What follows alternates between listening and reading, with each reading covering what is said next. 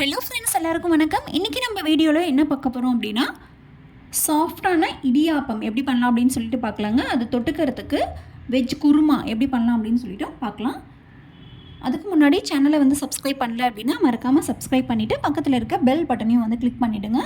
வாங்க வீடியோக்குள்ளே போகலாம். ஃபஸ்ட்டு வந்து இடியாப்பம் எப்படி பண்ணலாம் அப்படின்னு சொல்லிட்டு பார்த்துடலாங்க. அதுக்கு வந்து நான் வந்து கொள்ளுக்கட்டை மாவு இல்லை இடியாப்பம் மாவுன்னு சொல்லிட்டு கடையில் வைப்பாங்க. அதை தான் நான் வாங்கியிருக்கேன். நீங்கள் வீட்லேயே கூட செஞ்சு எடுத்துக்கலாம். அதிலேருந்து 1/2 kg அப்படியே வந்து போட்டுடலாம். இந்த மாவுக்கு தேவையான அளவு உப்பு போட்டுக்கோங்க. இப்போ இதை வந்து மிக்ஸ் பண்ணிக்கலாம். உப்பு போட்டுட்டு இப்போ இதில் வந்து தண்ணி ஊற்றிக்கோங்க. தண்ணி பார்த்திங்க அப்படின்னா நல்லா வந்து சூடாக காய வச்சுட்டு அதுக்கப்புறமா வந்து ஊற்றுங்க.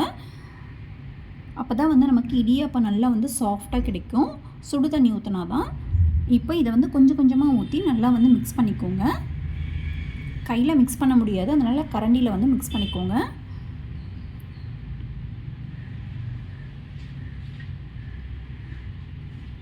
கொஞ்சம் நல்லா வந்து தொட்டுற சூடு வந்துருச்சு அப்படின்னா அதுக்கப்புறமா கையில் வந்து இந்த மாதிரி நல்லா வந்து பிசைஞ்சிக்கோங்க. இடியாப்பம் மாவு பாருங்கள், இந்த மாதிரி இருக்கணும். நமக்கு கொஞ்சம் நல்லா வந்து சாஃப்டாக இருக்கணும் சப்பாத்தியை விட. இப்போ இதை அப்படியே வச்சிடலாம். அதுக்கப்புறம் நம்ம இப்போ கிரேவி பண்ண ஆரம்பிக்கலாங்க. அதுக்கு வந்து ஒரு பேனில் 3 டேபிள் ஸ்பூன் அளவுக்கு எண்ணெய் விட்டுக்கோங்க. எண்ணெய் காஞ்சதும் அதில் பிரிஞ்சி இலை, ஏலக்காய், கிராம்பு, பட்டை இது எல்லாமே வந்து போட்டுக்கோங்க. இது கூடவே வந்து சீரகம் ஒரு 1/2 டேபிள் ஸ்பூன் போட்டுக்கோங்க. அதுக்கப்புறம் பெரிய வெங்காயம் 1, அதுவும் வந்து பொடியாக வந்து கட் பண்ணி போட்டுக்கோங்க.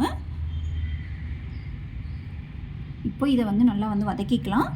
வெங்காயம் வந்து கலர் வந்து சேஞ்ச் ஆகட்டும். இது கூடவே வந்து இஞ்சி பூண்டு பேஸ்ட்டு 1 டேபிள் ஸ்பூன் அளவுக்கு போட்டுக்கோங்க. அதுவும் வந்து நல்லா வந்து வதக்கிக்கோங்க. ஒரு 5 மினிட்ஸ் எடுத்துக்கும் வதங்கிறதுக்கு. நல்லா வந்து வதங்கினதுக்கப்புறமா தக்காளி ஒரு தக்காளி போட்டுக்கோங்க போதும், சின்ன தக்காளி. அதுக்கப்புறம் இது கூடவே வந்து வெஜிடபிள்ஸ் எல்லாமே வந்து போட்டுக்கோங்க. கேரட்டு, பீன்ஸு, பொட்டேட்டோ எல்லாமே வந்து இந்த மாதிரி பொடியாக வந்து கட் பண்ணி போட்டுக்கோங்க. அப்போ தான் நல்லாயிருக்கும் குருமாக்கு. இப்போ இது கூடவே வந்து கரம் மசாலா ஒரு 1/4 டேபிள் ஸ்பூன் ஆட் பண்ணிக்கோங்க. அதுக்கப்புறம் சீரகப்பொடி ஒரு 1/4 டேபிள் ஸ்பூன். இதுக்கு தேவையான அளவு உப்பு போட்டுக்கோங்க. இது எல்லாமே வந்து நல்லா மிக்ஸ் பண்ணிக்கலாம். கிரேவிக்கு அரைக்க வேண்டியதை அரைச்சிக்கலாங்க. அதுக்கு வந்து தேங்காய் ஒரு 1/2 கப் அளவுக்கு போட்டுக்கோங்க மிக்ஸி ஜாரில். இது கூடவே வந்து பச்சை மிளகா, உங்களுக்கு எவ்வளோ காரம் தேவையோ அவ்வளோ வந்து போட்டுக்கோங்க. நான் வந்து 4 பச்சை மிளகா போட்டிருக்கேன்.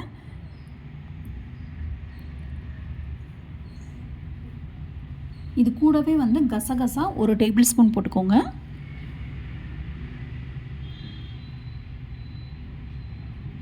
அதுக்கப்புறம் பட்டை ஒரு சின்ன பீஸு, கிராம்பு ஒரு 2,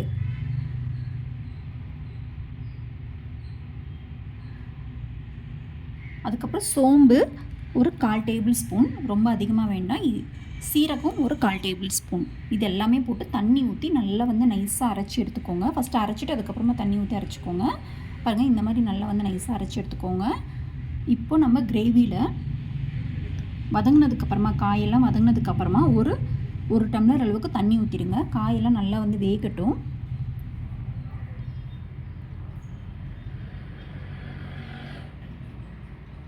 இதை வந்து க்ளோஸ் பண்ணி வச்சிடலாம் ஒரு 5 மினிட்ஸ்க்கு. காயெல்லாம் சின்ன சின்னதாக தான் கட் பண்ணியிருக்கோம். ஸோ அதனால் சீக்கிரமாக வந்து வெந்துடும். ஒரு 5 மினிட்ஸ் கழித்து எடுத்து பாருங்கள் எல்லாமே காயெல்லாம் வெந்திருக்கா அப்படின்னு சொல்லிட்டு. வெந்திருந்தது அப்படின்னா நம்ம அரைச்சி வச்சுருக்க தேங்காய் பேஸ்ட்டை வந்து இதில் ஊற்றிடலாம். தண்ணி வந்து மிக்ஸி ஜாரில் போட்டு அதையும் வந்து ஊற்றிடுங்க. உங்களுக்கு தண்ணி எவ்வளோ வேணுமோ அவ்வளோ தண்ணி வந்து ஊற்றிக்கோங்க. இன்னும் எக்ஸ்ட்ரா வேணும் அப்படின்னா.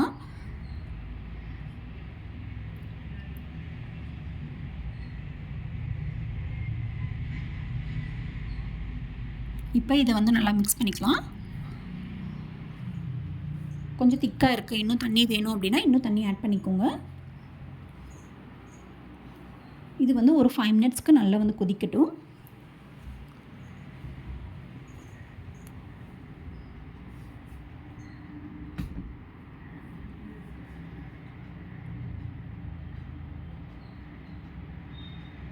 பாருங்கள் கொதிச்சிடுச்சு, அவ்வளோதாங்க. குருமா வந்து ரெடி ஆகிடுச்சு இடியாப்பத்துக்கு.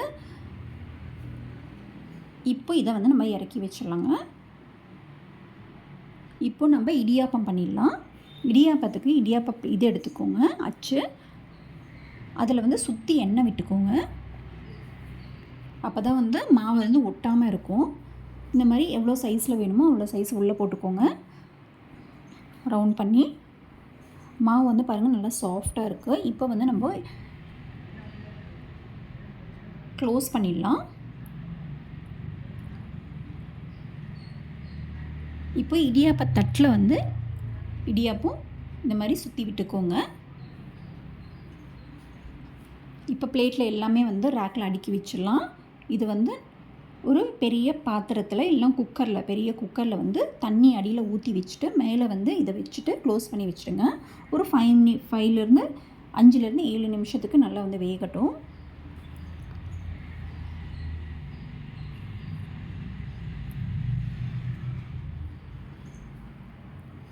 இந்த மாதிரி எல்லா பிளேட்டுக்கும் வந்து இடியாப்பம் வந்து போட்டு வச்சிடலாங்க. இடியாப்ப தட்டு இல்லை அப்படின்னா நீங்கள் வந்து இட்லி பாத்திரத்திலே வந்து சுற்றி விட்டுக்கலாம். நான் அதுவும் வந்து காமிக்கிறேன். இப்போ பாருங்கள், இது வந்து குக்கரில் வச்சாச்சு தண்ணி ஊற்றி.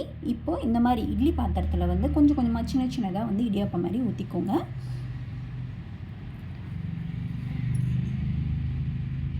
அது இன்னும் வந்து சூப்பராக இருக்கும்.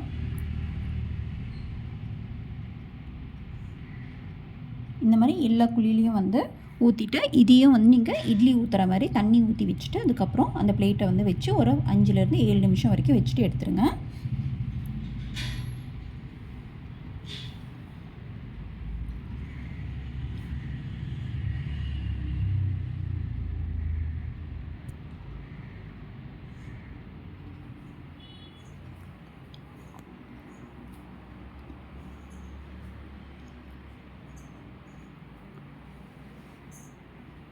இப்போ இதை வந்து இட்லி பாத்திரத்தில் வச்சு எடுத்துடலாங்க.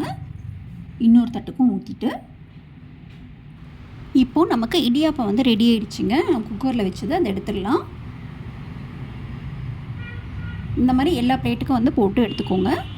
இல்லைன்னா நீங்கள் இட்லி பாத்திரத்தில் கூட போட்டு எடுத்துக்கலாம். அவ்வளோதாங்க, இடியாப்பம் ப்ளஸ் குருமா, அதுக்கு வெஜ் குருமா வந்து ரெடி ஆகிடுச்சு. கண்டிப்பாக வந்து ட்ரை பண்ணி பாருங்கள். நன்றி, வணக்கம்.